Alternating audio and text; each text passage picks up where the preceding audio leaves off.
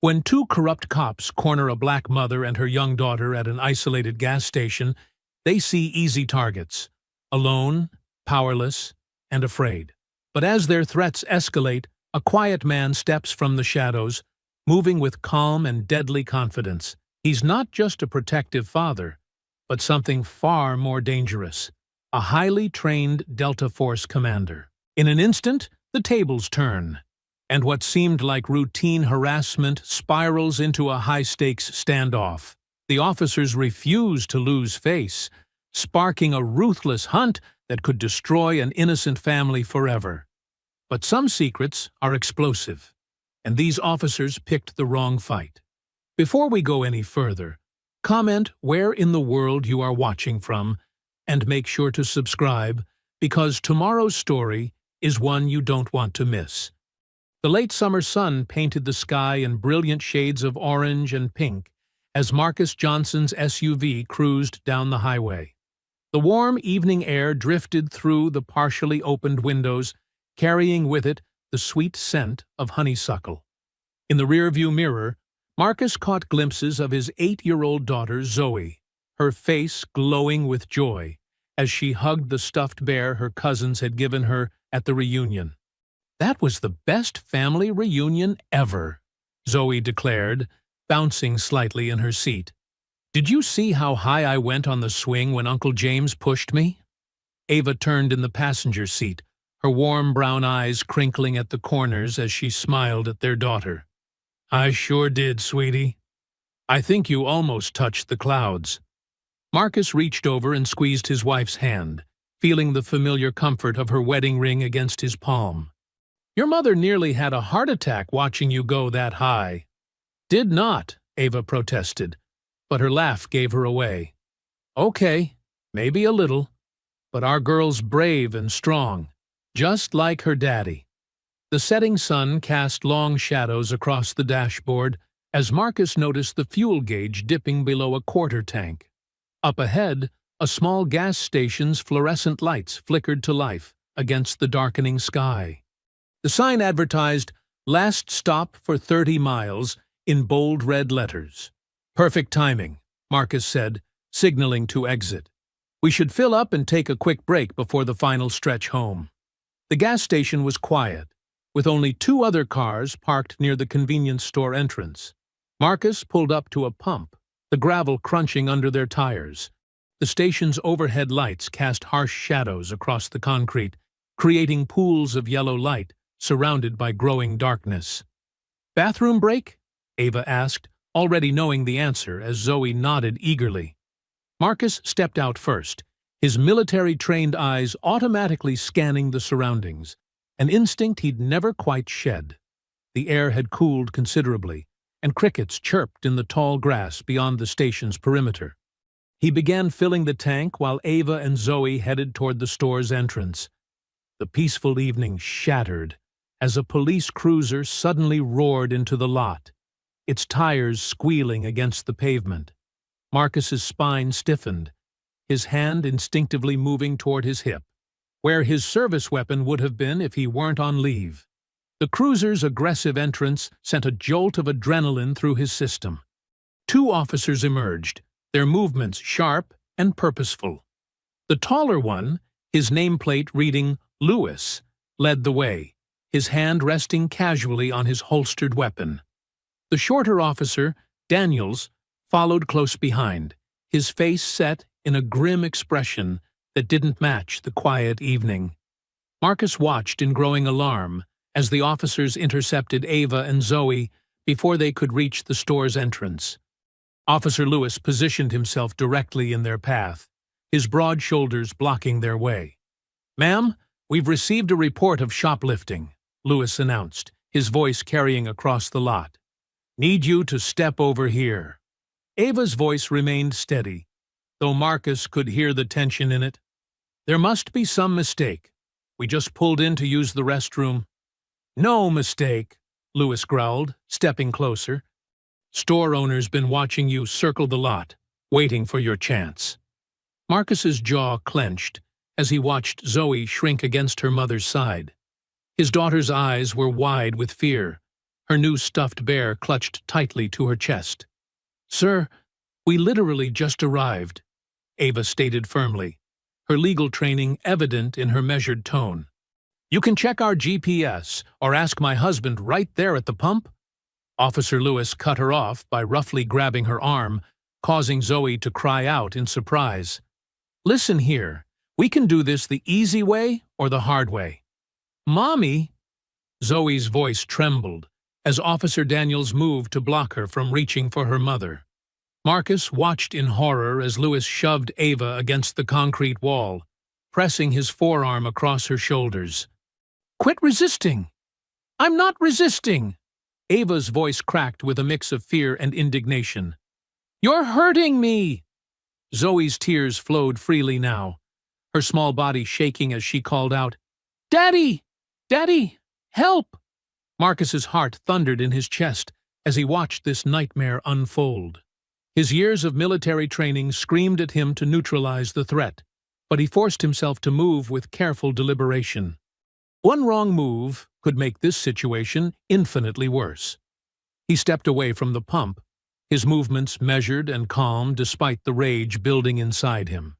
His voice, when it came, carried the full weight of his command experience, deep, authoritative, and controlled. "Officers!" he called out, walking steadily toward them.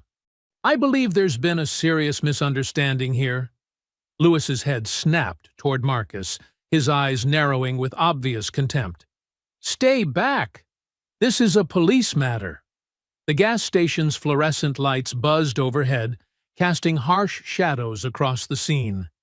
In the distance, a car horn honked, but the sound seemed to come from another world entirely. Right here, right now, time had slowed to a crawl, as Marcus watched his wife pressed against the wall and his daughter trembling in fear. The fluorescent lights cast stark shadows as Officer Lewis lunged for Ava again, his fingers curling into a cruel grip. Marcus's voice cut through the night air like a blade. "Back! Off!" Each word carried the weight of command, of countless missions where lives hung in the balance. Officer Daniels spun toward Marcus, face twisted with misplaced authority. His hands shot out, connecting with Marcus's chest in a hard shove. The impact barely moved Marcus, but it ignited something deep within him. Years of training, of precise violence held carefully in check. Time seemed to slow. Marcus registered everything with crystal clarity. The slight widening of Daniels's eyes as he realized his mistake, the way Lewis's hand moved toward his belt, Ava's sharp intake of breath, and Zoe's quiet whimper. Marcus moved like flowing water. Daniels threw a clumsy punch that Marcus blocked with his forearm, deflecting the force harmlessly aside. In the same fluid motion, he caught Daniels's extended arm, his fingers finding pressure points with surgical precision. A quick twist, and Daniels's arm was locked behind his back. Marcus drove his knee forward, forcing the officer down onto the concrete. The gas station's harsh lighting caught the metal of Lewis's extending baton. The weapon made a sharp clicking sound as it locked into place, but Lewis never got the chance to use it. Marcus released Daniels with a warning squeeze and pivoted, his hand snaking out to catch Lewis's wrist. A sharp twist, a precise application of pressure, and the baton clattered to the ground, skittering across the concrete. "Marcus!" Ava's voice carried equal measures of relief and warning. Zoe's scream pierced the night air, the sound driving into Marcus's heart like a physical pain. He turned, chest heaving, adrenaline singing through his veins. His eyes were wild, but his mind remained razor-sharp. Years of training took over. Assess, control, de-escalate. Marcus raised his hands slowly, deliberately. Not in surrender, but in a display of absolute control. His movements were precise as he reached into his jacket, every motion telegraphed to avoid escalation. The Delta Force commander identification caught the fluorescent light as he withdrew it. "You just assaulted a decorated special operations officer," Marcus stated, his voice dropping to a deadly quiet that carried more weight than any shout. "You want to explain that to your captain?" The silence that followed was absolute. Even the crickets seemed to hold their breath. Officer Lewis stood frozen, blood trickling from his split lip where he'd caught himself on the fall. Daniels remained on the ground, one hand rubbing his twisted shoulder, pain etched across his face. The officers stared at Marcus, their earlier bravado evaporating like morning dew. They didn't even glance at the identification he held out. They didn't need to. The way Marcus had moved told them everything they needed to know about who and what they were dealing with. Officer Lewis swallowed hard, his Adam's apple bobbing visibly. "There's been a misunderstanding," he mumbled, the words barely audible over the soft hum of the gas station's lights. Marcus didn't respond. He didn't need to. Instead, he turned to his family, wrapping one arm protectively around Ava's shoulders while shielding Zoe with his body. Ava clutched his arm, her fingers trembling slightly against his sleeve. Her breath came in short, controlled bursts, the lawyer in her already cataloging everything that had happened, every violation of procedure and civil rights. Zoe pressed her face into her mother's coat, her small shoulders shaking with quiet sobs. Her stuffed bear hung limply from one hand, nearly dragging on the ground. Marcus wanted to sweep her up, to hold her close and promise that everything would be okay. But he knew they needed to leave first. Get to safety. Process later. They walked back to their SUV in tight formation, Marcus constantly aware of the officers' positions behind them. He helped Zoe into her seat first, then Ava, before moving to the driver's side. His movements remained measured and deliberate, never turning his back fully on the threat. Through the windshield, he could see Officer Lewis retreating to his cruiser, one hand wiping blood from his mouth. Daniels followed, still favoring his shoulder, his earlier confidence replaced by barely concealed fear. Marcus started the engine, the familiar rumble doing little to calm his racing heart. He reached over to squeeze Ava's hand, feeling her wedding ring press against his palm. The same gesture from earlier now carrying a weight of shared trauma and relief. "Everyone okay?" he asked softly, eyes meeting Ava's before checking on Zoe in the rearview mirror. "We're okay," Ava whispered back, though her voice wavered slightly. "We're okay." In the police cruiser behind them, Officer Lewis reached for his radio, his movements precise and cold as he watched the Johnson family's SUV pull away from the gas station. Officer Lewis's fingers trembled with barely contained rage as he punched the Johnson family's license plate number into his computer. Blood from his split lip dripped onto his uniform, each crimson spot fueling his hatred. The screen flickered, then lit up with an alert that made his pain fade into vicious satisfaction. Marcus Johnson, national security threat, outstanding warrant. "Got you now," Lewis muttered, a cruel smile twisting his features. He grabbed his radio, voice steady despite his racing pulse.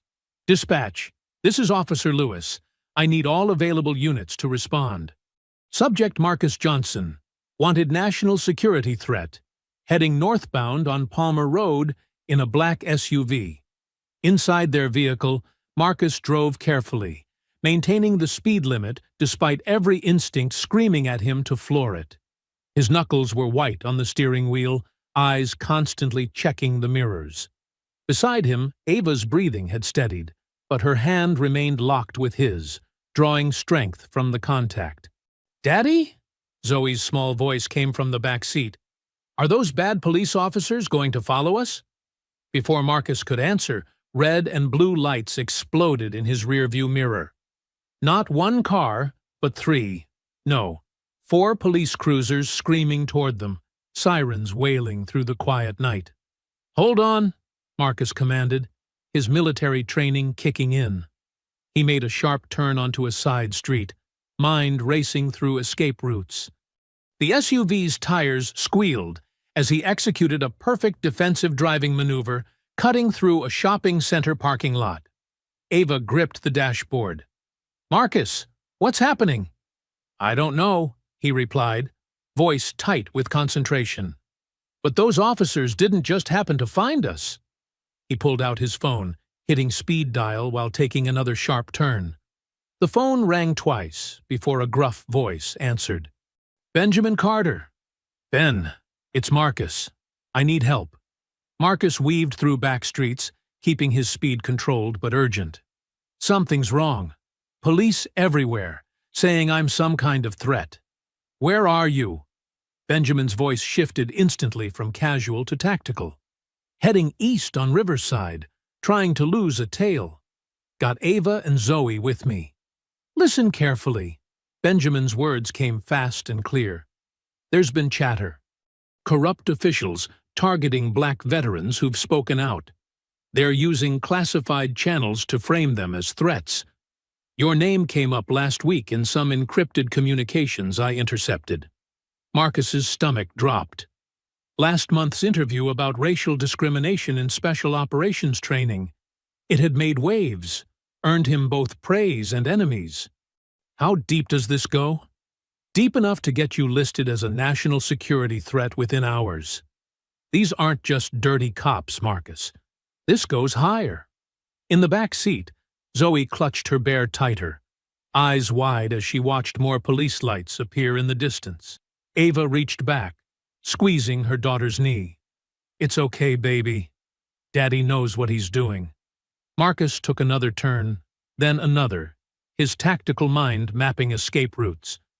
"Ben, we need somewhere safe. Can't go home. They'll be waiting." "My place. Off-grid cabin outside the city. You remember the route from last year's hunting trip?" "Yeah." Marcus checked his mirrors again. He'd lost the immediate tail, but distant sirens still pierced the night. "Send me current security codes. We'll be there in 2 hours." "I'll be ready. And Marcus, watch for roadblocks. They're coordinating with state police." The call ended. Marcus glanced at his family. Ava's face set with determination, Zoe trying so hard to be brave. Their normal life, their home, their safety, all of it shattered in the space of an hour. "Ava, get Zoe's tablet from her backpack. Remove the battery. Both our phones, too. They could track GPS." Ava nodded, immediately understanding. As she dealt with the electronics, Marcus guided them onto smaller roads, avoiding main highways. His mind raced through tactical scenarios, threat assessments, contingency plans. The skills that had kept his teams alive in combat zones would now protect his family. "Where are we going?" Zoe asked, her voice small but steady. "To Uncle Ben's cabin, sweetheart. Remember? Where we went fishing last summer?" Zoe nodded, clutching her bear tighter.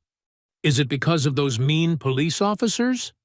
Marcus met her eyes in the rearview mirror, seeing fear but also trust. "Yes, baby. Some bad people are trying to hurt our family, but I won't let them. Uncle Ben is going to help us figure this out."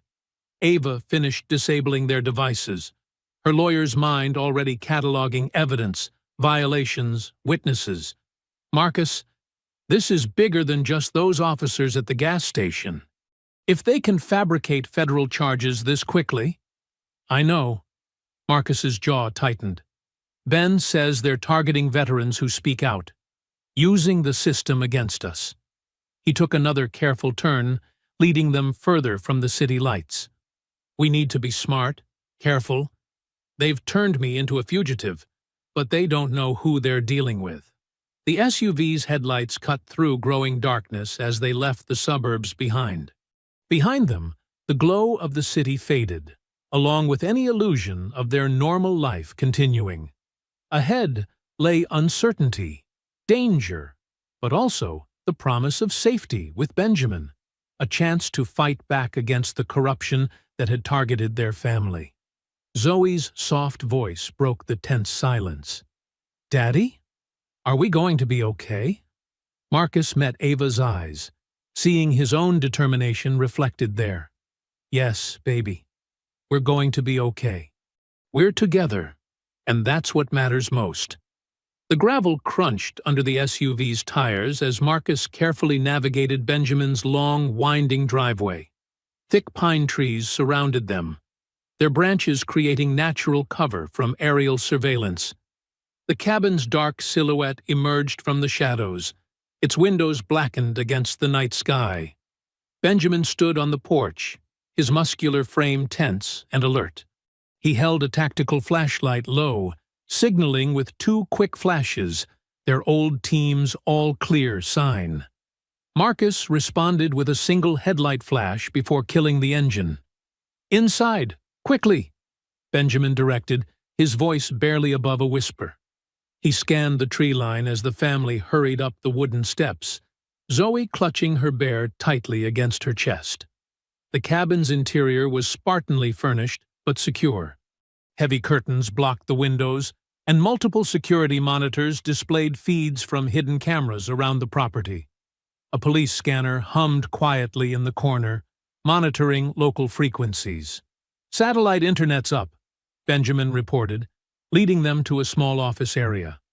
"Encrypted connection. They can't trace it here." He pulled out a chair for Ava, who immediately sat down at the computer. Marcus placed a gentle hand on Zoe's shoulder. "Sweetheart, why don't you rest on the couch? It's been a long night."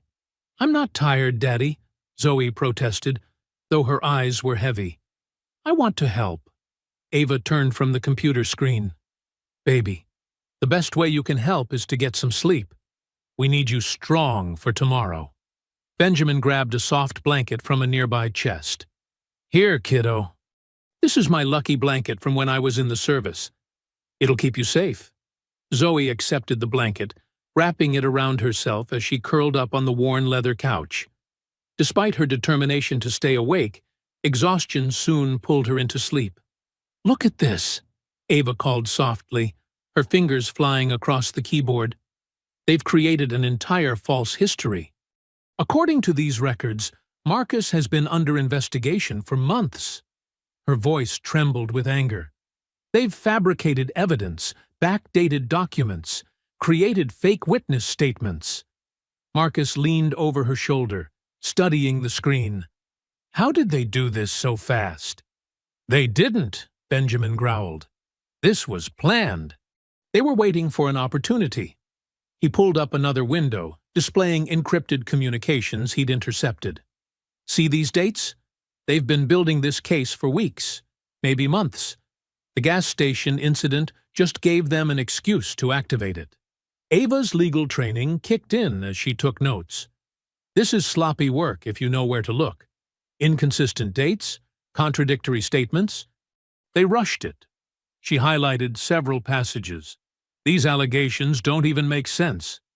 They claim you're involved in anti-government activities, but the timeline conflicts with your documented deployments. They're counting on fear and prejudice," Marcus said grimly. "A black veteran labeled as a security threat? Most people won't look past the headlines." Benjamin pulled up more files. "They're specifically targeting veterans who've spoken out about discrimination. 3 cases in the last month alone. All black officers, all with spotless records, all suddenly labeled as threats after making public statements." Ava's fingers paused over the keyboard. "We need to document everything. Build our own case." She opened a secure email client. "I have contacts at the ACLU, journalists who've covered similar cases. We need to get ahead of their narrative." "Carefully," Marcus warned. "They'll be monitoring all official channels." A soft whimper from the couch drew their attention. Zoe stirred in her sleep, her face troubled. Ava moved to comfort her daughter, stroking her hair until she settled back into peaceful slumber. "She's so brave," Benjamin observed quietly. "Like her parents." Marcus watched his daughter, his expression hardening. "We need to end this quickly, for her sake. She shouldn't have to live in fear." Ava returned to the computer, her determination renewed. "I'm drafting emergency motions, preparing for multiple jurisdictions. They'll try to keep this in friendly courts, but we can fight venue. Benjamin's phone buzzed. A secure line, known only to trusted contacts. His expression darkened as he read the message. "Marcus, we've got trouble. My contact at the NSA just warned me. They're activating surveillance satellites for this region starting tomorrow morning." "How wide a search area?" Marcus asked, immediately shifting into tactical assessment. 50-mile radius, centered on your last known location. Benjamin pulled up a map. "They're serious about finding you." Ava looked up sharply. "Can they track us here?" "Not yet," Benjamin replied. "The tree cover helps, and I've got signal scramblers active. But once they start running infrared scans—" He shook his head. "We can't risk staying more than a day." Marcus nodded, already formulating plans. "We need to move before dawn. Somewhere they won't expect." He studied the map, tracing potential routes with his finger. "I have a contact," Ava offered. "A civil rights attorney in another state. She has experience hiding witnesses from corrupt officials. If we can reach her—" Benjamin's security system chimed softly. Motion detected at the property's perimeter. They froze, watching as a deer wandered across one of the camera feeds. The tension in the room remained. "Whatever we do," Marcus said quietly, watching his sleeping daughter, "we do it smart. We're not just running. We're going to fight back. Clear my name. Expose everyone involved in this." Dawn crept over Benjamin's property, painting the pine trees in soft golden light. Inside the cabin, Marcus methodically packed a black duffel bag with essential supplies. His movements were quick but precise, each item carefully chosen for their escape. "Extra magazines, first aid kit, emergency rations," he muttered, checking off a mental list. Beside him, Ava stuffed clothes and toiletries into a backpack, her hands trembling slightly, but her face set with determination. Benjamin entered from his surveillance room, his expression grim. "Patrol cars spotted on Route 16. They're setting up a search grid." He handed Marcus a burner phone. "Untraceable. I've programmed emergency contacts." Zoe sat cross-legged on the couch, still wrapped in Benjamin's lucky blanket. She watched her parents with wide, worried eyes. "Are the bad police coming here?" Ava paused her packing, kneeling beside her daughter. "We're leaving before they get close, baby. Remember how Daddy always wins at hide and seek? That's what we're going to do." Marcus checked his watch. 5 minutes. "Ben, you know what to do after we're gone?" Benjamin nodded. "I'll create a false trail heading west. Should buy you at least a day." He pulled out a set of keys. "Take my backup vehicle. It's got reinforced panels and run-flat tires, parked in the concealed garage." A distant sound made them all freeze. Helicopter rotors, still far off, but getting closer. "Time to move," Marcus ordered, his voice calm but brooking no argument. He shouldered the duffel bag while Ava helped Zoe into her jacket. Benjamin led them through a hidden door in his pantry, revealing a narrow passage that sloped downward. Emergency lights flickered on automatically, illuminating concrete walls. "Cold War bunker," Benjamin explained as they hurried through. "Previous owner was paranoid. Lucky for us." The passage opened into a camouflaged garage built into the hillside. A dark blue SUV sat ready, its windows tinted well beyond legal limits. Marcus quickly loaded their bags while Ava secured Zoe in the back seat. Benjamin handed Marcus a tablet. "Satellite tracking data. Updates every 30 seconds. Watch for their search patterns." He gripped Marcus's shoulder. "Stay alive, brother." "You too," Marcus replied. They embraced briefly before Marcus slid behind the wheel. The garage door opened silently, revealing a narrow dirt track that wound through dense undergrowth. Marcus eased the SUV forward, keeping the lights off despite the dim morning light. The helicopter sounds grew louder. "Down," he commanded softly. Ava and Zoe ducked below window level as they emerged from the tree cover. Through the windshield, Marcus spotted the helicopter sweeping the main road, its searchlight probing the morning mist. He turned away from the road, following a barely visible trail between the trees. The SUV's suspension absorbed the rough terrain as Marcus navigated by memory, using skills honed from years of covert operations. "How do you know where to go?" Zoe whispered from below. "Daddy memorized all the secret paths," Ava explained, keeping her voice steady. Like a special map in his head. Marcus checked the tablet. Red dots showed police vehicles converging on Benjamin's property from multiple directions. But they were looking for obvious escape routes, main roads, highways, not this forgotten logging trail that hadn't seen use in decades. The helicopter's sound faded as they put distance between themselves and the search area. After 20 minutes of careful navigation, Marcus finally reached a narrow county road. He turned onto it smoothly, maintaining exactly the speed limit. "Clear to sit up," he said. "But stay low in the seats." Ava helped Zoe straighten up. The girl's bear was clutched tightly to her chest, but her eyes were alert, watching everything. "Where are we going?" "Somewhere safe," Marcus assured her. "An old place where Daddy used to work. Nobody knows about it anymore." 2 hours later, they pulled into the crumbling parking lot of the Paradise Inn Motel. The single-story building was a relic of better days, its faded paint and sagging roof suggesting long abandonment. But Marcus knew better. "This was one of our safe houses," he explained as they parked behind the building, hidden from the road. "We used it for covert operations training. Benjamin and I maintained it off the books." The room he chose was spartanly furnished, but clean, with heavy blackout curtains and a solid door. Most importantly, it had clear sight lines to all approaches and multiple escape routes. Ava set up their minimal supplies while Marcus did a security sweep. Zoe explored the room cautiously, still holding her bear like a shield. "Look what I found, baby," Ava called, pulling out a deck of cards from her bag. "Want to play Go Fish?" Zoe nodded eagerly, some of the tension leaving her small shoulders as she sat cross-legged on one of the beds. Marcus watched them begin their game, his heart aching at this attempt at normalcy in their desperate situation. He turned to the tablet, studying police movements and news reports. They'd successfully evaded the initial dragnet, but he knew this was just the beginning. They needed to gather evidence, expose the truth, clear his name.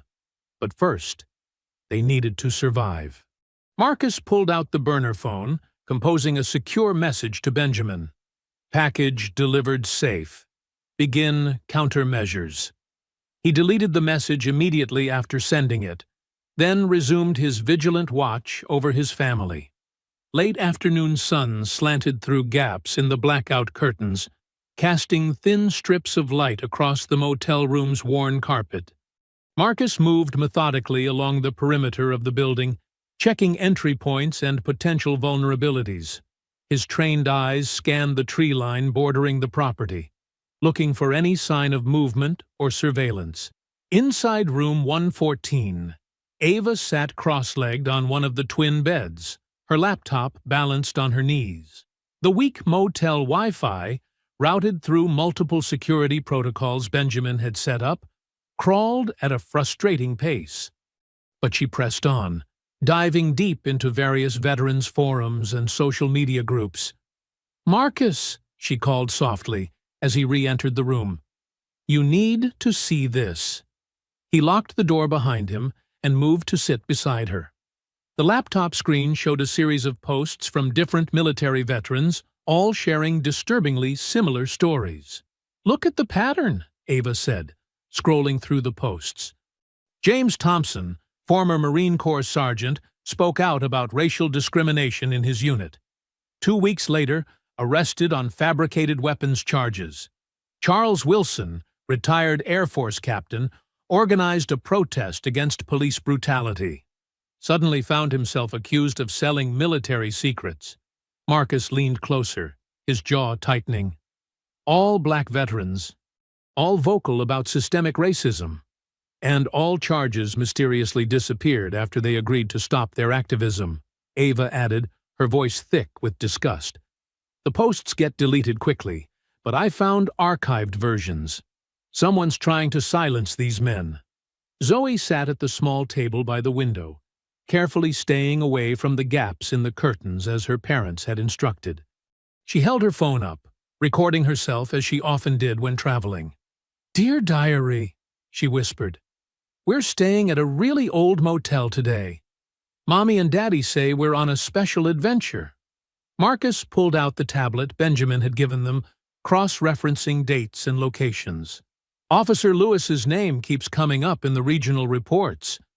He's been transferred between 3 different departments in 2 years, always following complaints of excessive force against minorities." "That's not all," Ava said, opening another window. "Look at his military police record. He served at bases where some of these targeted veterans were stationed. The connections are there, just buried deep." Marcus nodded grimly. "He's not working alone.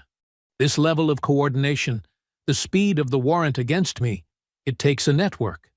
A network designed to intimidate black service members who speak up," Ava finished, "using the system against those who challenge it." By the window, Zoe continued her quiet narration. "The motel has these really thick curtains, and Daddy says they're special because they keep us safe. Oh, there's another car driving really slow outside, just like the black one from before." Marcus and Ava exchanged worried glances, their research momentarily forgotten. "Zoe, honey," Ava called softly, "come away from the window." "But I'm making my video diary," Zoe protested mildly, still recording. "I want to remember everything about our adventure." Marcus moved silently to the window, carefully peering through a tiny gap in the curtains. A dark sedan crept past the motel for the 3rd time in an hour. Different vehicle, same suspicious behavior. "Keep recording if you want, sweetheart," he said, maintaining a calm tone while positioning himself between Zoe and the window. "But let's move to the other bed, okay? Better lighting there." Ava continued her research while Marcus guided Zoe to a safer position. Her fingers flew across the keyboard, following digital breadcrumbs. These veterans, they're not just random targets. Each one had influence, followers. Their voices mattered. "Like Daddy?" Zoe asked, still holding her phone up. "He always stands up to bullies." "That's right, baby," Ava smiled sadly. "Just like Daddy." Marcus checked his burner phone, reading an encrypted message from Benjamin. "Local police channels are quiet," he reported. "Too quiet. They're using private frequencies now." "They're getting closer to connecting the dots," Ava said, her voice tight with worry. "Each victim's story adds another piece to the puzzle. Officer Lewis isn't just a racist cop. He's their enforcer, their weapon against anyone who threatens to expose the truth." Zoe panned her phone around the room, capturing her parents' intense focus, without fully understanding its significance. "Mommy's super smart," she narrated quietly. "She's finding out why the mean police officers are after us. And Daddy's keeping watch, just like he does when we play hide-and-seek." Through the window, another unfamiliar vehicle rolled past, its tinted windows concealing its occupants. Zoe's phone captured its slow progress in the background of her video, though she remained oblivious to its significance. "What do you see out there, baby?" Ava asked carefully, trying to gauge how much Zoe had noticed. "Just some cars," Zoe replied, still recording. "They keep driving around and around, like they're lost or something. Maybe they can't find the right motel room either." Marcus and Ava shared another concerned look. Their daughter's innocent observation confirmed their fears. They were being hunted. The net was closing in, and their temporary haven wouldn't stay secret much longer. In her ongoing recording, Zoe captured it all. Her mother's determined research, her father's vigilant protection, and the increasingly frequent pass-bys of suspicious vehicles. Her simple diary entry was becoming crucial evidence, though none of them realized it yet. Marcus stood at the motel window, his trained eyes scanning the darkness. The parking lot's single flickering lamp cast strange shadows across the cracked asphalt. Something wasn't right. Years of combat experience had honed his instincts to razor sharpness, and right now, every nerve in his body screamed danger. He noticed the subtle movement first, a shadow that shifted wrong, too deliberate to be natural. Then another. His muscles tensed as he counted at least 3 figures moving through the darkness, their weapons visible in brief glints of moonlight.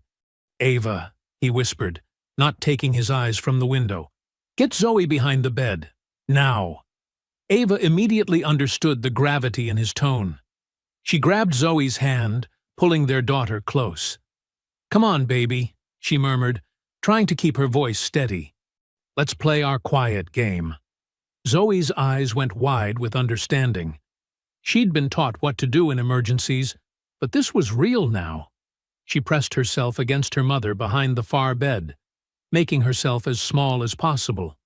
Marcus moved silently across the worn carpet, positioning himself beside the door. His breathing remained controlled, measured. He could hear footsteps now, careful ones, but not careful enough for his trained ear. They were coming. The door exploded inward with a thunderous crack, wood splintering around the lock. 3 men burst through in rapid succession, wearing tactical gear and moving with military precision. But Marcus was already moving. The first attacker barely had time to register Marcus's presence before a devastating punch caught him in the throat. As he staggered, Marcus absorbed a brutal hit to his ribs from the second man. The pain was intense, but he'd been trained to use pain to transform it into fuel. He pivoted, driving his elbow into his attacker's temple with bone-crushing force. "Daddy!" Zoe's terrified cry pierced the chaos. "Stay down!" Ava commanded, shielding their daughter with her body. The first attacker was still gasping for air when Marcus wrapped his arm around the man's neck, applying pressure to the carotid arteries. The mercenary struggled, but Marcus's grip was perfect. Within seconds, the man went limp. The second attacker recovered quickly, lunging for Ava. Marcus's protective instinct exploded into fury. He launched himself forward, driving his shoulder into the man's midsection. They crashed into the wall together, the impact sending cracks spiderwebbing through the cheap drywall. The mercenary's grunt of pain turned into a scream as Marcus twisted his arm at an unnatural angle, feeling bones snap under his grip. The third attacker was more cautious, wielding an expandable baton with obvious training. He swung in controlled arcs, forcing Marcus to give ground. A strike slipped through Marcus's defense, catching his forearm with numbing force. The pain was immediate and intense, but Marcus had endured worse. Much worse. Instead of backing away, he stepped into the attack. The mercenary's eyes widened in surprise as Marcus's forehead crashed into his nose. Blood sprayed, and the man stumbled backward, dropping his baton. The room had transformed into a battlefield. The musty motel air now thick with the sounds of combat, grunts of pain, the thud of impacts, the scrape of boots on carpet. Ava held Zoe tight, her lawyer's composure cracking as she watched her husband fight with lethal efficiency. Marcus moved like water, each action flowing into the next. He'd spent years training for exactly this type of close-quarters combat. While his attackers were skilled, they hadn't expected to face someone of his caliber. They'd expected an easy target, a simple snatch and grab. Instead, they'd found a Delta Force commander protecting his family. The third attacker tried to recover, reaching for a sidearm. Marcus didn't give him the chance. A precise strike to the solar plexus doubled the man over, followed by a knee to the face that sent him sprawling unconscious across the stained motel carpet. In the sudden quiet, Marcus's controlled breathing seemed loud. His ribs throbbed where he'd taken the hit, and his forearm was already swelling from the baton strike. But his eyes remained sharp, scanning for additional threats. "Are you both okay?" he asked, not taking his eyes off the door. "We're okay," Ava answered, her voice shaky but strong. She kept her arms wrapped protectively around Zoe, who was trembling but hadn't made a sound since her initial cry. Marcus quickly checked the fallen attackers, securing their weapons and searching for identification. These weren't ordinary thugs. Their gear was too good, their tactics too refined. They were professionals, likely ex-military turned mercenary. The question was, who had sent them? Through the shattered silence came new sounds, the crunch of gravel outside, whispered commands, more shadows moving with military precision around their parked car. Marcus's jaw tightened. These weren't just backup forces. This was a full tactical team. "More incoming," he said quietly, already calculating angles and escape routes. His eyes landed on a metal folding chair propped against the wall. Without hesitation, he grabbed it, testing its weight. Ava clutched Zoe closer, understanding dawning in her eyes. They'd practiced emergency exits before, but never like this. Never with real bullets and real killers hunting them. "When I say move, you run straight for the car," Marcus instructed, positioning himself by the back window. "Don't stop. Don't look back." Zoe's small fingers gripped her mother's shirt tighter. Her face was pale but determined, trying so hard to be brave. Marcus felt his heart twist. His little girl shouldn't have to be this strong, this soon. The shadows outside shifted closer. Marcus could hear them coordinating their approach through radio clicks and hand signals. Time was up. He hefted the metal chair, muscles coiling. "Move!" The chair exploded through the back window in a shower of glass. The noise was deafening in the small room, but it achieved its purpose, drawing immediate fire toward the window while creating their escape route. Ava moved with surprising speed, lifting Zoe and practically diving through the broken window. Glass crunched under their feet as they sprinted for the car. Marcus grabbed a fallen attacker's pistol, checking the magazine with practiced efficiency. 8 rounds. It would have to be enough. The first shooter appeared around the corner, weapon raised. Marcus didn't hesitate. 2 rapid shots caught the man in the chest, dropping him before he could squeeze his trigger. The second attacker managed to get off a burst of automatic fire, bullets tearing chunks from the wall inches from Marcus's head. "Get down!" he shouted, returning fire. His shots were precise, economical, each one finding its mark. The second shooter fell, clutching his shoulder. Ava had reached the car, fumbling with the keys while keeping Zoe's head down. The engine roared to life just as more attackers emerged from the shadows. Gunfire lit up the night, bullets punching through metal and glass. Marcus burst from the window, rolling to his feet and sprinting in a zigzag pattern. His training took over, body moving instinctively to present the smallest possible target. He fired his remaining rounds in controlled pairs, not trying to kill but to suppress, to keep the attackers' heads down long enough to reach the car. A massive pickup truck blocked their exit, its engine idling menacingly. Marcus threw himself into the driver's seat, slamming the car into reverse before he'd even fully closed the door. "Hold on!" The car lurched backward, tires screaming. The impact with the fence was jarring, metal shrieking against metal. But the old fence gave way, creating just enough space to squeeze through. A dark figure suddenly appeared on their hood, face masked, weapon raised. Marcus didn't think. He stomped the accelerator. The car shot forward, and their attacker was thrown clear, tumbling across the pavement like a rag doll. More bullets found them as they fled, shattering the back window and punching through the trunk. Zoe whimpered, pressed flat against the floor with Ava shielding her. Marcus drove erratically, making them a harder target while scanning for pursuit. "Anyone hurt?" he demanded, taking a hard turn onto a dark side street. "We're okay," Ava answered, her voice steady despite the terror evident in her eyes. "Zoe's scared, but not injured."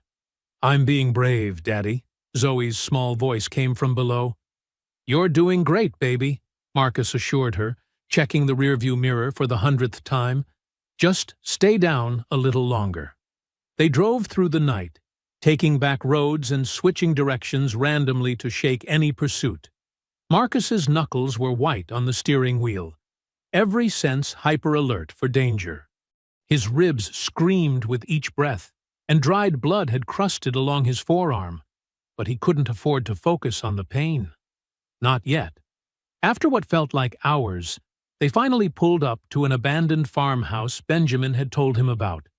An old safe house from his Delta Force days. The structure looked ready to collapse, paint peeling from weathered boards, but it would have to do. They practically fell through the door, exhaustion finally catching up with them. Ava's designer blouse was torn and stained with dirt and blood. Zoe's face was streaked with tears, her small body trembling. Marcus's own injuries throbbed mercilessly, but he forced himself to check every room, every window, securing their temporary refuge. Only then did he allow himself to sink down against a wall, drawing his family close. Outside, the horizon was beginning to lighten with the first hints of dawn. Marcus's eyes remained sharp, scanning the tree line, the empty fields, searching for any sign of movement. The first rays of morning light crept through the farmhouse's dusty windows. Marcus sat at a rickety table, his burner phone pressed to his ear. His voice was low, careful not to wake Ava and Zoe, who had finally fallen into an exhausted sleep in the next room. "They came at us with military precision, Benjamin. These weren't just cops," Marcus explained, rubbing his tired eyes. "Someone's bankrolling a private tactical team." "I've been digging since you called," Benjamin's gravelly voice came through. "Lewis has connections to a security contractor called Blackstone Solutions. They're officially licensed for corporate security, but word is they do off-the-books work for corrupt officials." Marcus leaned forward, interest piqued. "Any paper trail?" "Better. I found their operations center, old warehouse on the industrial side of town. And get this, they've got a secure room, heavy surveillance, armed guards. They're protecting something big in there." "Evidence," Marcus breathed. "They'd need hard copies to maintain control over everyone involved." "My thoughts exactly. Files, photos, maybe even video recordings of their operations. Enough to blow this whole thing wide open." Ava appeared in the doorway, her lawyer's notepad in hand. Despite the chaos of their escape, she'd been meticulously documenting everything. Dark circles ringed her eyes, but her expression was focused, determined. "I've been connecting the dots," she said, spreading her notes on the table. "Lewis isn't just some racist cop gone rogue. He's part of a systematic operation targeting black veterans who speak out against police brutality. They're using falsified security threats to discredit them, destroy their careers." Marcus studied her careful handwriting, the web of connections she'd mapped out. How many others? At least 12 cases in the past year. All decorated veterans, all suddenly labeled as threats after raising concerns about racial profiling or police misconduct. The pattern is undeniable. Benjamin's voice crackled through the phone. "We need that evidence from Blackstone. Without hard proof, it's their word against yours." Marcus nodded grimly. "What's the security layout?" "Two-man teams patrolling the perimeter. Card readers on all access points. Interior cameras with blind spots I've mapped out. The secure room has a biometric lock, fingerprint, and retinal scan. Can we crack it?" "Already got what we need. One of their security supervisors has a gambling problem. Amazing what people will sell when they're desperate." Ava touched Marcus's arm, her eyes worried. This is incredibly dangerous. If they catch you, they won't, Marcus assured her, covering her hand with his. Benjamin and I have done harder missions with less prep time. This is what we trained for. He stood, checking his weapons and gear. Benjamin had arranged for fresh supplies to be cached nearby. Clean clothes, untraceable weapons, basic medical equipment, everything they'd need for a covert operation. I don't like leaving you and Zoe, Marcus admitted softly. We'll be safer here, Ava said. The more people moving, the more chances of being spotted. She swallowed hard. Just come back to us. Marcus pulled her close, breathing in her familiar scent. Always. Zoe's small voice came from the hallway. Daddy? Marcus knelt down as she approached, her stuffed rabbit clutched tight. Hey, baby girl, I need to go away for a little while with Uncle Benjamin. But I promise I'll come back as soon as I can. Zoe's lower lip trembled. Are the bad men coming back? No, sweetheart. You and Mommy will be safe here. And I'm going to get proof to show everyone that the bad men were lying about us. She nodded solemnly, then surprised him by pressing her rabbit into his hands. Take Mr. Hoppy. He's brave, and he'll protect you. Marcus felt his throat tighten. He carefully tucked the rabbit into his tactical vest. Thank you, baby. I'll keep him safe. Benjamin's truck rumbled up the dirt road right on schedule. Marcus did one final equipment check. Weapons, tools, comms gear. Everything he'd need to infiltrate a heavily guarded facility. The mission window is tight, Benjamin said as Marcus climbed in. Guard shift change at 0300 gives us our best shot at the secure room. Marcus nodded, watching the farmhouse shrink in the side mirror. His family would be safer here, he knew that. But leaving them still felt like tearing off a piece of himself. They'll be okay, Benjamin said, reading his expression. Ava's smart, and she knows how to stay hidden. Let's focus on getting what we need to end this. Right. Marcus forced his mind into mission mode, reviewing the facility layout Benjamin had obtained. Walk me through the entry points again. As Benjamin's truck carried them toward their target, Marcus touched the stuffed rabbit in his vest. He'd made a promise to come back. Now he just had to survive long enough to keep it. The pre-dawn darkness cloaked Benjamin's truck as they pulled up half a mile from Officer Lewis's house. Marcus checked his watch. 4:15 a.m. Perfect timing. Security systems basic, Benjamin muttered, studying a tablet showing the house's layout. Motion sensors, door contacts, cellular backup. Nothing we haven't beaten before. Marcus nodded, double-checking his gear. Where's the safe? Home office. Behind a painting. Typical cop thinking he's cleverer than he is? Benjamin's voice dripped with contempt. Intel says he keeps physical copies of everything. Insurance against his bosses turning on him. They moved silently through the shadows of the sleeping suburban neighborhood. Marcus's training kicked in automatically, checking sight lines, noting escape routes, identifying potential threats. The house sat dark and quiet, Lewis's patrol car absent from the driveway. He's working nights this week, Benjamin confirmed. Wife's visiting her sister in Florida. House is empty.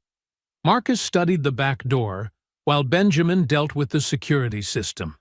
Years of tactical operations had taught him to read buildings like books. This one practically screamed its vulnerabilities. The lock yielded to Benjamin's picks in seconds. They slipped inside, moving with practiced stealth. The house smelled of cigarettes and cheap coffee. Family photos lined the walls. Lewis smiling with his wife, accepting awards, playing the part of dedicated officer. Marcus's jaw tightened at the hypocrisy. The office door was locked, another basic mechanism that took Benjamin moments to defeat.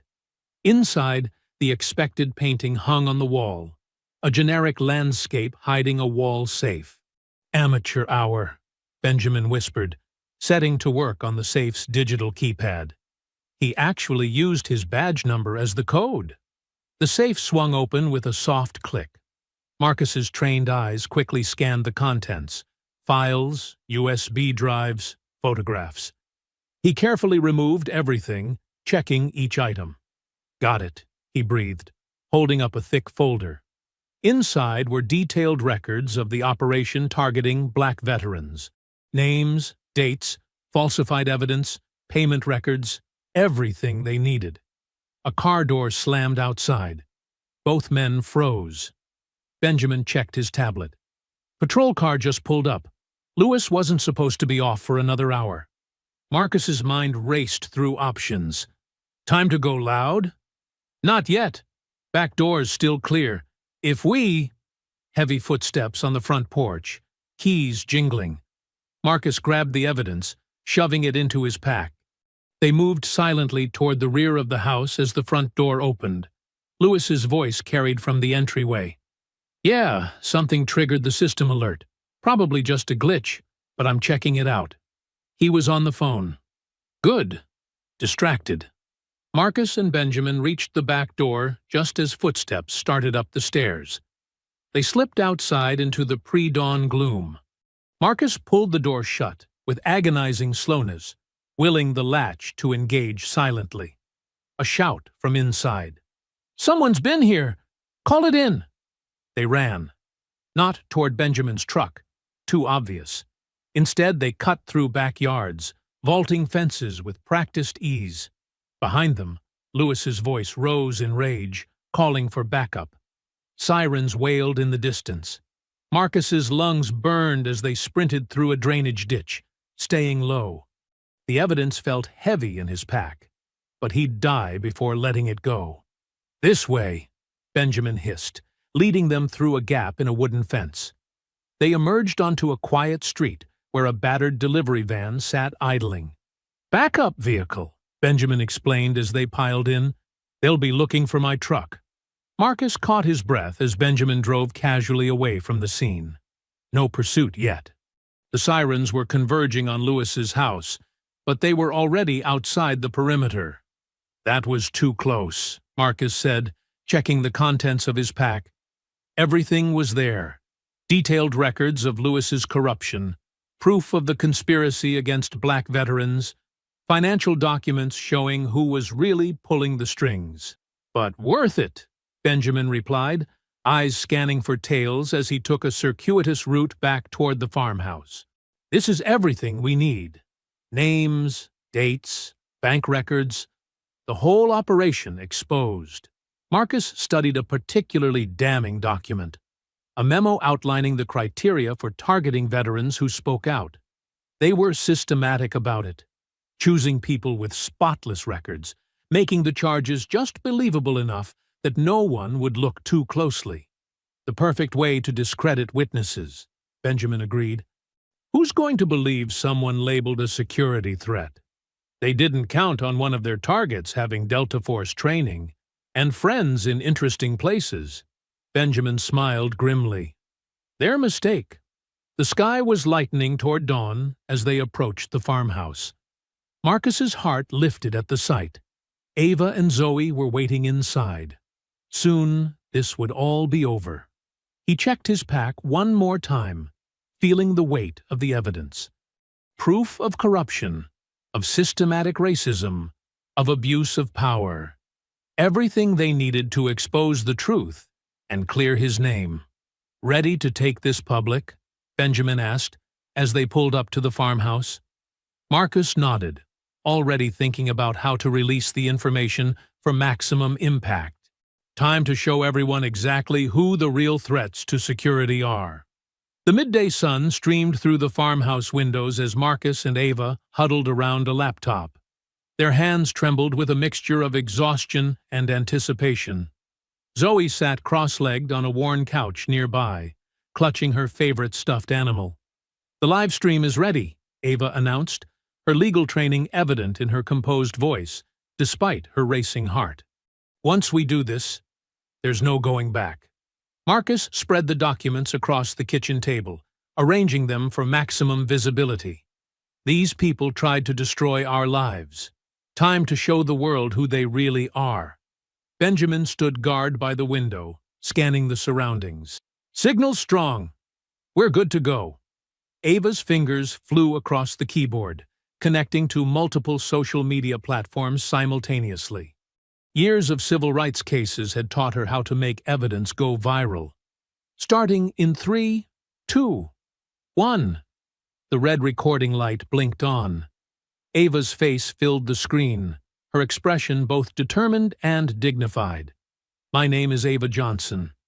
I'm a civil rights attorney, and what I'm about to show you exposes a systematic campaign of corruption within our local law enforcement." Marcus stepped into frame, his military bearing evident even in civilian clothes. "I'm Commander Marcus Johnson, Delta Force. These officials falsely labeled me a security threat because I spoke out against racism in law enforcement. But they didn't expect me to fight back. They took turns presenting the evidence, document by document. Bank statements showing bribes, internal memos detailing the targeting of black veterans, lists of falsified charges, photos linking Officer Lewis to known corrupt officials. Comments and shares exploded across platforms. News organizations began picking up the feed. Hashtags trended. The truth was spreading like wildfire. "Look at this," Benjamin called from the window. "People are already gathering downtown. Protests are starting."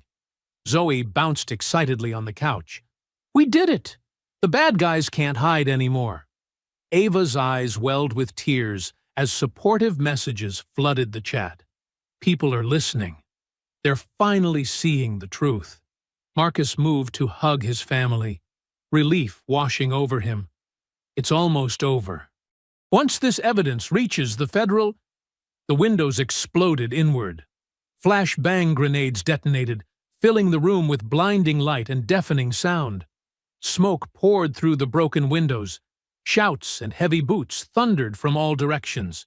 "Zoe!" Ava screamed, lunging for their daughter through the chaos.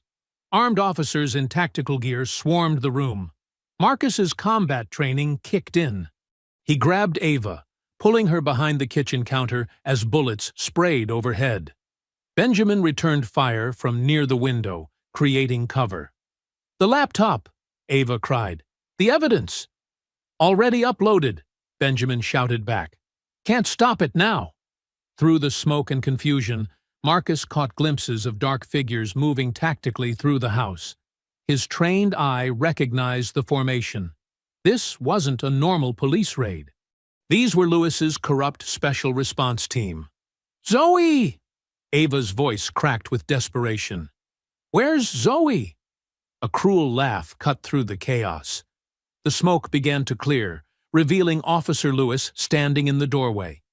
He held Zoe roughly by the arm, pressing a gun to her head. "Looking for something?" Lewis sneered. The room froze. Marcus's heart stopped at the sight of his daughter, tears streaming down her face. "Daddy," Zoe whimpered. "Let her go," Marcus growled, every muscle in his body coiled to strike. "She's just a child." "A child?" Lewis pressed the gun harder against Zoe's temple, making her whimper. "No, she's leverage. Did you really think you could expose us without consequences?" Ava gripped Marcus's arm, her nails digging into his skin. "Please," she begged, "don't hurt her." "That depends entirely on you," Lewis said. "The evidence, delete it, all of it. Now!" "It's too late," Benjamin called from his position. "It's already viral. The whole world knows." "Then the whole world can watch what happens next." Lewis backed toward the door, dragging Zoe with him. "Follow us. Try to stop us. Make any move I don't like. She dies." "Mommy!" Zoe cried out. "Daddy!" Marcus took half a step forward, but Lewis jammed the gun harder against Zoe's head. Ha! Stay right there, Commander." "That's an order." Ava sobbed, her legs giving out. Marcus caught her, holding her up as their daughter was dragged away. "You can't do this," Benjamin shouted. "There are lines even corrupt cops don't cross." "I'm way past caring about lines," Lewis snarled. "You brought this on yourselves. Should have kept your mouth shut. They could only watch helplessly as Lewis backed out of the house, using Zoe as a shield. Other officers covered his retreat, weapons trained on the family. "Say goodbye to Mommy and Daddy," Lewis taunted. "Please," Zoe sobbed. "I want to stay with Mommy and Daddy." The sound of vehicles roaring to life outside, tires squealing on gravel. Then silence. Devastating, horrible silence. Ava collapsed completely, wailing in anguish. Marcus held her, his own tears falling freely now. Their moment of triumph had turned to ash in their mouths. "We'll find her," Marcus whispered fiercely. "Whatever it takes. We'll get her back." But Ava just sobbed harder, clinging to him as if he was the only solid thing left in a world spinning out of control. Their daughter was gone, taken by a monster with a badge. And for the first time in his military career, Marcus felt utterly helpless. The farmhouse fell into a heavy silence, broken only by Ava's muffled sobs. Marcus held her tightly, his military training warring with his parental instincts. Every fiber of his being screamed to chase after Lewis, but he knew that would only endanger Zoe further. "We need to focus," Marcus said firmly, though his voice trembled. "Right now, this second." Ava pulled back, wiping her eyes with shaking hands. Years of handling crisis situations in courtrooms kicked in, helping her push through the panic. "You're right. We have to think clearly." Benjamin secured the perimeter, checking for any remaining threats. "Area's clear. They're gone. But they left us alive for a reason. Lewis wants something." Marcus moved to the table, sweeping aside broken glass. His training took over as he grabbed a paper and pen, starting to sketch out tactical positions. The gas station.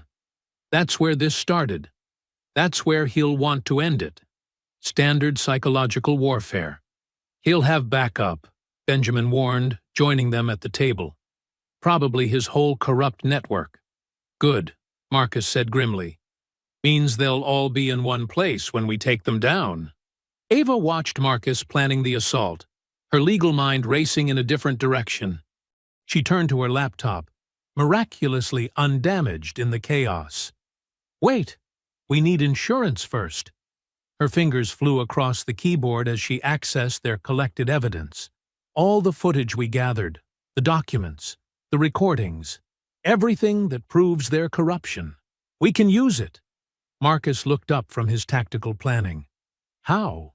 "We already broadcast it." "Not everything," Ava said, pulling up files. "We held back the worst evidence as backup. The recordings of Lewis discussing bribes, security footage of him organizing hits on other black veterans, financial records showing millions in illegal payments." She worked quickly, organizing the files into a secure folder. "If we send this to the right people with a deadline, Lewis won't dare harm Zoe. He'll know his entire life will be destroyed if anything happens to us." Benjamin nodded approvingly. Mutually assured destruction. Smart. Ava's legal experience guided her as she created a distribution list. FBI special agents she'd worked with on civil rights cases, investigative reporters who'd broken similar stories, congressional representatives known for fighting police corruption. 1 hour, she said, typing rapidly. "If we don't check in, everything goes public. No way to stop it." Marcus watched his wife work, pride mixing with his fear. "Lewis won't know exactly what evidence we have. He'll have to assume the worst." "Exactly," Ava said, adding final recipients. "He's arrogant, but he's not stupid. He won't risk total exposure." She attached a simple message. "If we don't call within 1 hour, release everything." Her finger hovered over the send button for just a moment before pressing it decisively. "Done," she announced. "Now we have leverage too." Marcus returned to his tactical planning with renewed focus. "We'll need to approach carefully. I know that gas station's layout. 3 potential sniper positions, multiple escape routes. We can't bring weapons," Ava reminded him. He'll be watching for that. I am a weapon, Marcus said quietly. 20 years of Delta Force training. I don't need guns to end this. Benjamin checked his watch. Timer's running. We need to move. Ava gathered her phone and a small recorder, tools of her legal trade that could prove vital. Marcus did a final check of the farmhouse, his tactical mind noting everything they might need. Ready? He asked Ava. She squared her shoulders, drawing on the same strength that had carried her through countless civil rights battles. Ready! They moved toward the door together, each step heavy with purpose. The sun was setting now, casting long shadows across the farmhouse floor. In less than an hour, this would end, one way or another. Zoe's strong, Ava said suddenly, pausing at the threshold. She's smart, like you. She'll keep her head clear. Marcus squeezed her hand. She's brave, like you. She knows we're coming for her. Benjamin watched them from the window, standing guard one last time. Go get your daughter. I'll monitor the evidence deadlines from here. 1 hour. They stepped outside, the cooling evening air carrying the weight of their mission. Their car waited, untouched in the chaos of the raid. Marcus opened Ava's door first, ever the protector even now. We've faced corrupt systems before, Ava said as she got in courtrooms, in combat zones. Marcus started the engine, his expression set with grim determination. This time it's personal. They took our daughter. The car pulled away from the farmhouse, carrying them toward their final confrontation. Their evidence insurance was in place, a digital sword hanging over their enemies' heads. Now, they just had to survive long enough to use it. The gas station waited ahead, the place where their nightmare had begun. This time, they weren't innocent victims caught off guard. This time, they were prepared. This time, they had a plan. The evening shadows stretched across the empty gas station as Marcus and Ava's car rolled silently into position. The fluorescent lights buzzed overhead, casting harsh pools of light that created deep pockets of darkness between them. Marcus's trained eyes methodically scanned every corner, every potential hiding spot. There, by pump number 3, stood Officer Lewis. His uniform was crisp, his stance rigid with false authority. Zoe stood in front of him, her small frame tense but unbroken. Marcus's heart clenched at the sight of fear in her eyes, but pride swelled when he saw her chin lifted defiantly, just like her mother's. Stay calm, Marcus whispered to Ava as they stepped out of the car. Remember the plan. Ava's fingers brushed against his arm, a gesture of unity and strength. They moved forward together, their footsteps echoing in the empty lot. Marcus kept his movements deliberately slow, non-threatening, though every muscle in his body screamed to rush forward and snatch his daughter to safety. They stopped 20 feet away. The distance felt like miles to Marcus, but his Delta Force training held firm. Too close, and Lewis might panic. Too far, and they'd lose psychological advantage. "Let Zoe go, Lewis," Marcus called out, his voice carrying the weight of command without aggression. "Your fight is with me." Lewis's smirk twisted his face into something ugly. His fingers dug visibly into Zoe's shoulder, making Marcus's jaw clench. "You lost your bargaining power when you went rogue, Commander. I'm holding all the cards here." Ava stepped forward, her courtroom confidence evident in every movement. Her voice cut through the tension like a blade. "You're wrong. Your corruption's already exposed. Right now, every move you make determines how many years you spend in prison." The smirk faltered for just a moment before Lewis recovered. "You think threats scare me?" His grip on Zoe tightened further, making her wince. Marcus watched his daughter's face, saw her fighting to stay brave. He channeled his rage into focused calm. "No threats," he said evenly. "A choice. You release Zoe unharmed, and we hand you enough of a head start to run. Or you lose everything, right here, right now." Suspicion clouded Lewis's features. "And why would I trust you?" Marcus caught Ava's eye. The slight nod was barely perceptible, but he saw it. While Lewis focused on Marcus, Ava's hand slipped into her pocket. Her fingers found the small remote Marcus had given her earlier when they'd prepared the area. The click was inaudible, but the effects were immediate. Lewis's radio sputtered and died, along with every other communication device in range. The officer's hand flew to his belt, fumbling with the dead equipment. "What did you do?" Panic cracked through Lewis's authoritative facade. His eyes darted around the station, searching for backup that wouldn't come. Marcus advanced slowly, his movements precise and measured. "We took away your backup. You're isolated, Lewis." "No one's coming." Fear finally broke through Lewis's arrogance. He yanked Zoe backward, preparing to retreat, but Marcus had anticipated this exact moment. Years of combat experience flooded his muscles with practiced precision. Marcus moved like liquid shadow, closing the distance before Lewis could properly react. His first strike targeted Lewis's wrist, breaking the grip on Zoe. The second movement swept Zoe safely aside, where Ava rushed forward to grab her. Lewis threw a wild punch, but Marcus deflected it easily. Each of Marcus's counterstrikes was calculated, designed to disable without causing permanent damage. A precise hit to the solar plexus, a swift sweep of the legs, an expert grapple that brought Lewis face down onto the concrete. The sound of handcuffs clicking shut, Lewis's own cuffs, echoed in the quiet night. Lewis struggled briefly before slumping in defeat, his knees scraping against the rough pavement. Marcus stood over him, every inch the Delta Force commander. Ava held Zoe close, their daughter finally safe in her mother's arms. Moving closer to the defeated officer, Marcus bent down, his voice carrying steel and certainty. "Every piece of evidence, every name involved. It's all in the hands of people you can't control.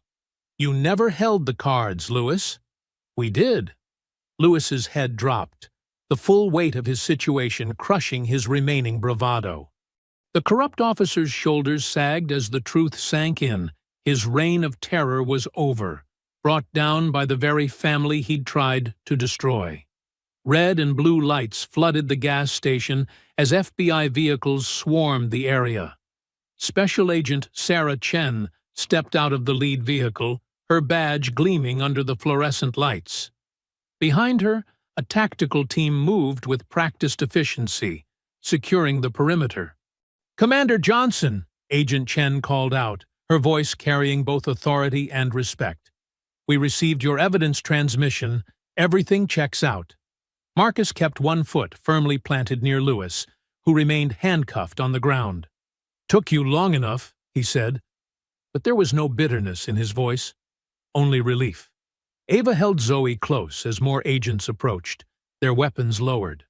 The little girl watched with wide eyes as Lewis was hauled to his feet by 2 FBI agents. Officer Daniels, who had been caught trying to flee the scene earlier, was already being led to a transport vehicle. "We've been tracking this corruption network for months," Agent Chen explained, approaching the family. "Your evidence was the final piece we needed. The timestamps, the doctored documents, the recorded conversations, it's all rock solid." News vans began arriving, their bright lights cutting through the darkness. Reporters spilled out, cameras rolling, capturing the moment justice finally caught up with Officer Lewis.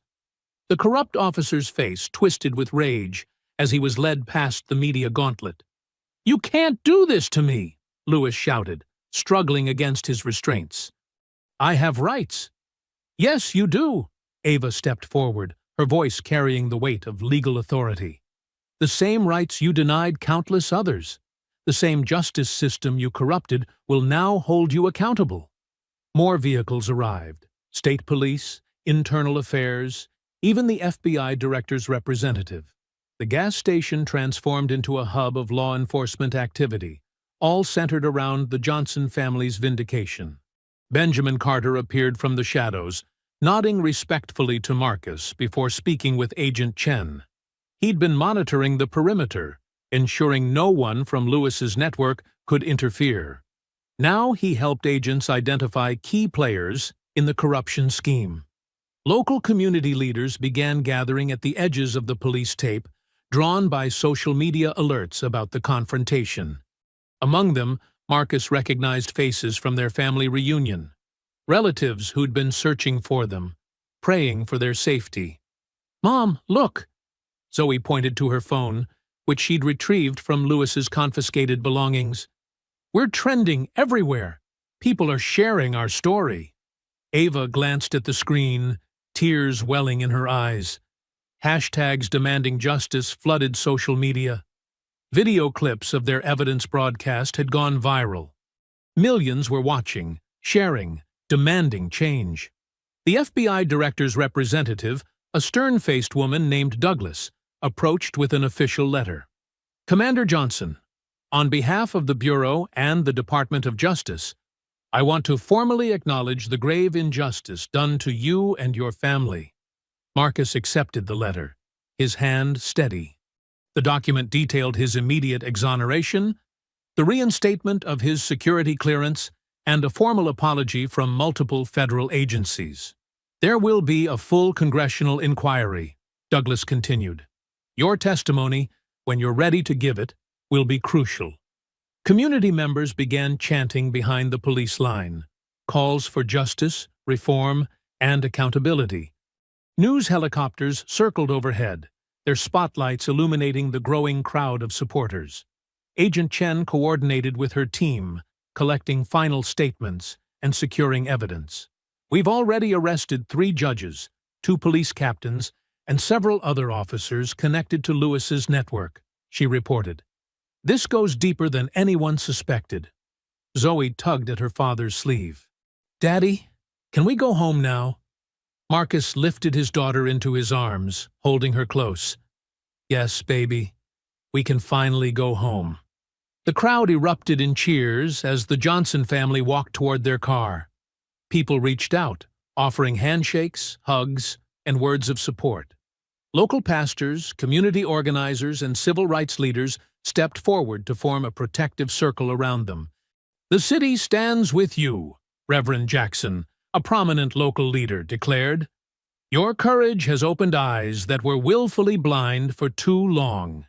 Media requests poured in as reporters clamored for interviews. Ava, ever the skilled attorney, fielded questions with grace while maintaining their right to privacy. "Tonight isn't about interviews," she stated firmly. "It's about justice being served and the work that still lies ahead." The FBI began dismantling their temporary command center as dawn approached.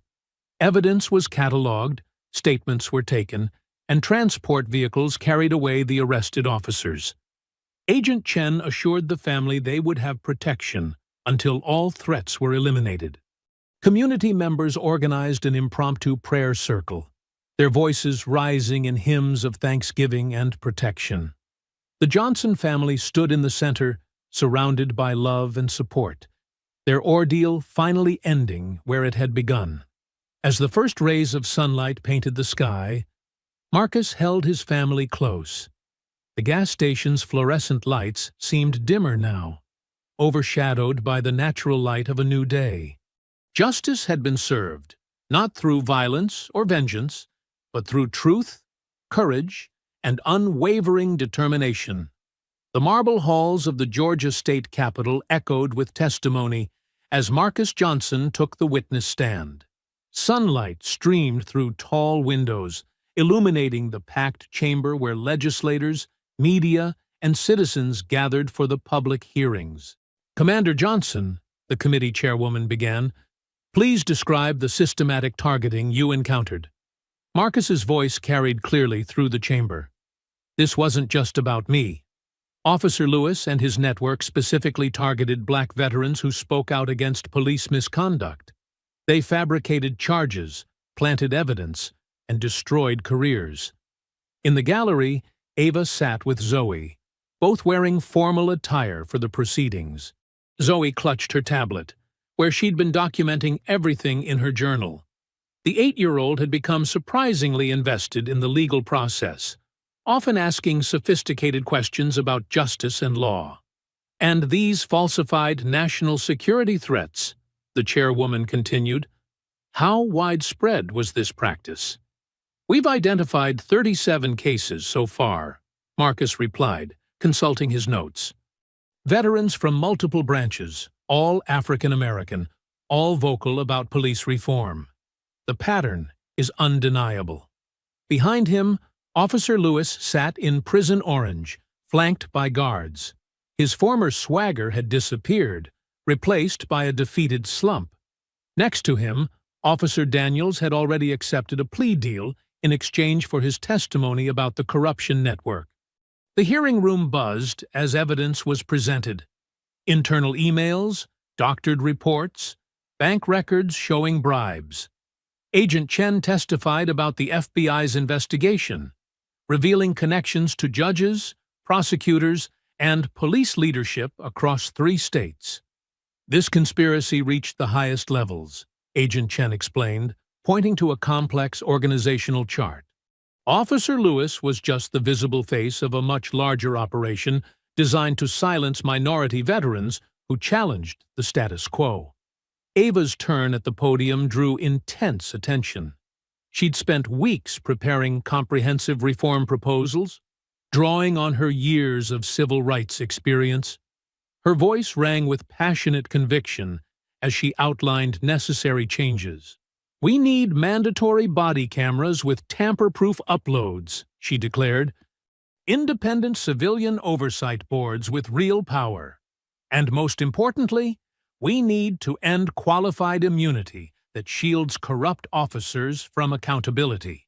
The gallery erupted in supportive applause, quickly gavelled to order. Zoe beamed with pride at her mother's commanding presence. Several legislators were already nodding, taking notes on Ava's proposals.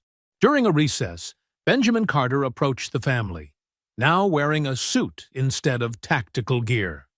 The military community is fully behind you, he reported. Veterans organizations across the country are demanding similar reforms in their states. News cameras captured Officer Lewis being led away after his testimony, his face twisted in anger as reporters shouted questions. His attempt to justify his actions had backfired spectacularly, revealing even more evidence of racial bias and corruption. The system didn't fail, Lewis had snarled on the stand. The system worked exactly as intended, until you people started demanding special treatment.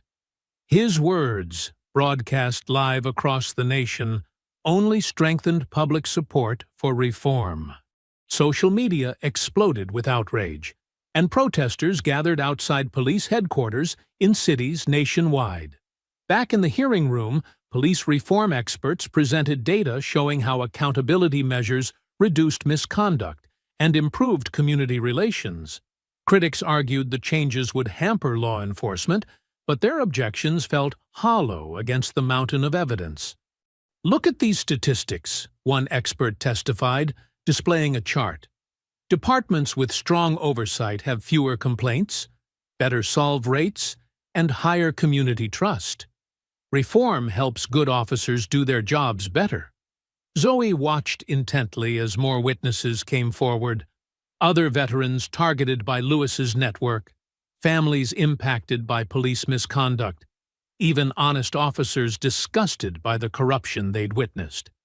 She took careful notes, already talking about becoming a lawyer like her mother. The hearings stretched into their second week. Marcus and Ava balanced their testimony with media appearances, becoming the public faces of a growing movement. Their story resonated because it exposed how systemic racism intersected with veteran discrimination and police corruption. This isn't just about police reform, Ava explained during one interview. It's about holding power accountable, protecting those who serve our country, and ensuring equal justice under law. Support came from unexpected quarters. Police unions in other states endorsed the reforms.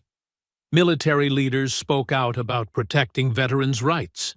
Civil rights organizations provided legal support and grassroots organizing. When the verdict in Officer Lewis's criminal trial came down, the family watched from the courtroom's front row. Multiple felony convictions guaranteed he would spend decades behind bars. Officer Daniels received a lighter sentence for his cooperation, but would never wear a badge again. "The jury has spoken," the judge declared. "This court sentences you to 30 years in federal prison for conspiracy, civil rights violations, kidnapping, and abuse of authority." Lewis showed no remorse, maintaining his defiant glare even as he was led away. But his network had been thoroughly dismantled. Other corrupt officials scrambled to make deals, exposing even more misconduct across multiple jurisdictions. The reform legislation moved swiftly through committees, powered by public demand and overwhelming evidence. Ava worked tirelessly with legislators, refining language and building coalitions. Marcus provided tactical expertise on oversight mechanisms and training requirements. Warm evening light filtered through the windows of the Johnsons' new home in a peaceful Atlanta suburb. The modern two-story house, with its welcoming front porch and spacious backyard, represented more than just a fresh start. It was a symbol of their triumph over injustice. Marcus stood at the kitchen island, chopping vegetables for dinner, while Zoe sat at the counter, working on her social studies homework. The walls were adorned with recent photos: Marcus receiving a Congressional Medal of Honor, Ava speaking at the White House, and Zoe winning her school's Young Leaders Award. "Dad," Zoe asked, looking up from her textbook, "can you help me with my civics project? We're studying how laws get made, and I want to talk about Mom's police reform bill." Marcus smiled, setting down his knife. "Of course, sweetheart. You know, that legislation is already making a difference. Just yesterday, I got a call from another state wanting to implement the same oversight systems." Ava walked in from her home office, carrying a stack of legal briefs. Her new role as executive director of the National Police Accountability Initiative kept her busy. But she always made time for family dinners. Speaking of which, guess who's joining the Civilian Oversight Board? Benjamin Carter. "Uncle Ben?" Zoe perked up. "That's awesome. He always says the best way to fix things is from the inside."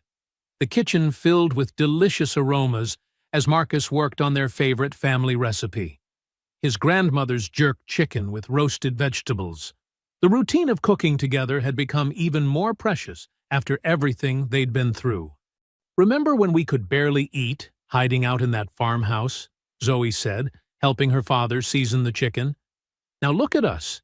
We have dinner together every night, and nobody's trying to hurt us anymore." Marcus and Ava exchanged glances, still amazed by their daughter's resilience. The trauma counseling had helped, but Zoe's natural strength and optimism had truly carried her through. "You know what I love most about our new house?" Ava said, setting the table. "The security system is just for normal safety, not because we're running from corrupt cops."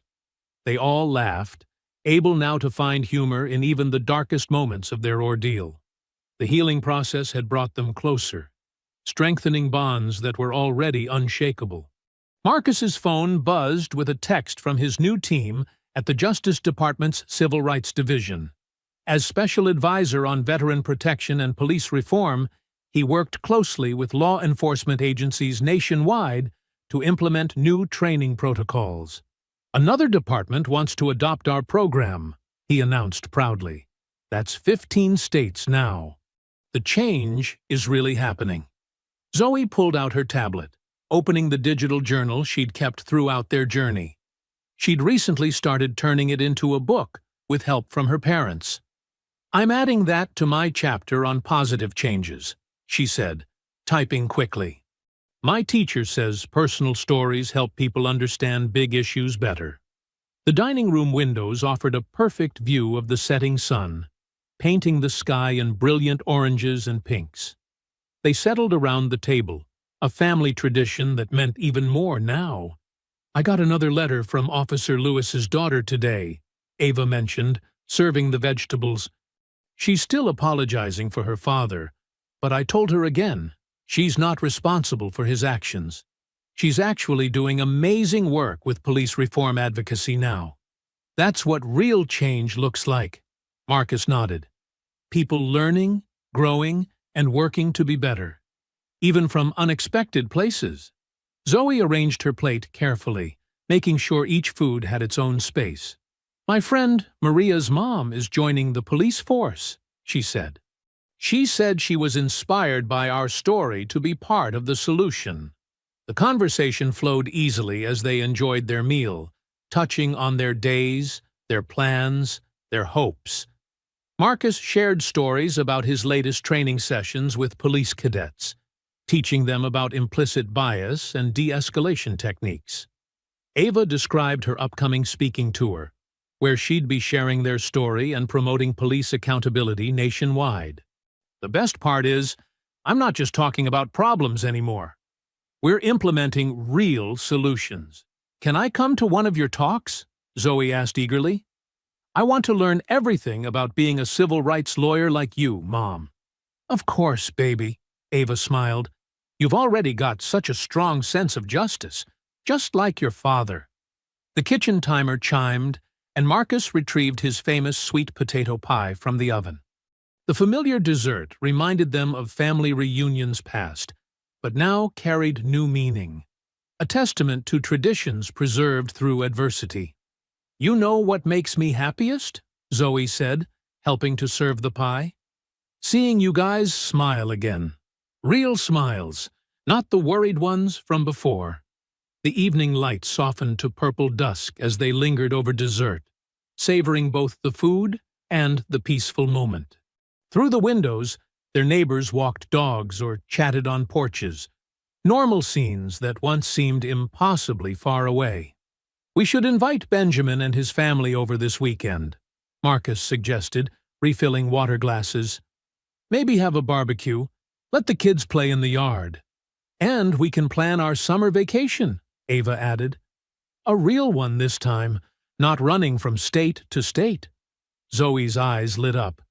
Can we go to the beach? I've been reading about marine biology in science class. I hope you enjoyed that story.